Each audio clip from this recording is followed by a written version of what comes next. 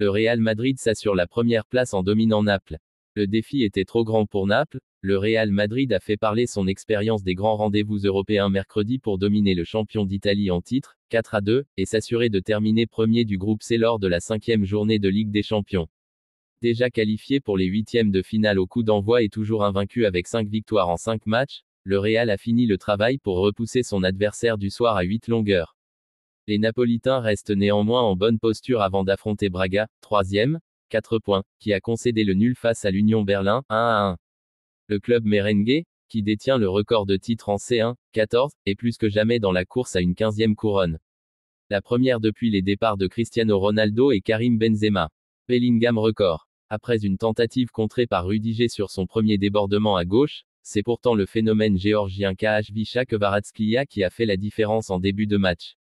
L'ailier napolitain a trouvé au second poteau son capitaine Di Lorenzo, qui a remisé pour Simeone, l'Argentin ouvrant le score malgré la tentative de sauvetage de l'U1 sur sa ligne, 10e, 1-0.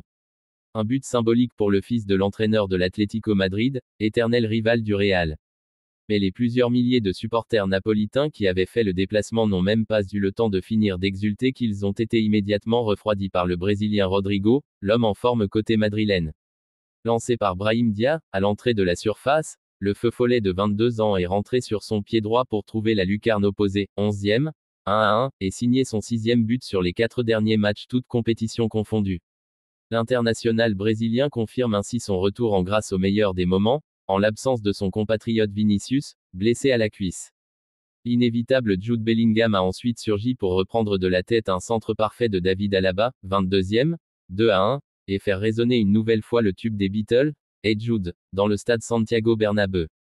Encore un but d'attaquant pour le prodige anglais, qui devient ainsi le premier joueur du Real Madrid à marquer 4 buts lors de ses 4 premiers matchs de Ligue des Champions. Vague madrilène. À un peu plus du tiers de la saison, le Golden Boy de Birmingham a déjà battu son total de l'année passée, 14, avec Dortmund, avec une marque exceptionnelle de 15 buts en 16 matchs toutes compétitions confondues.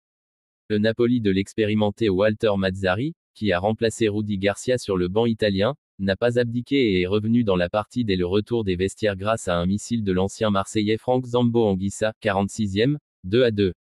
Redynamisés par cette égalisation, les Italiens ont par la suite laissé filer leur chance de passer devant au score, lorsque Cavara l'a joué trop collectif en tentant de servir Osimhen alors qu'il avait le champ libre, 52e.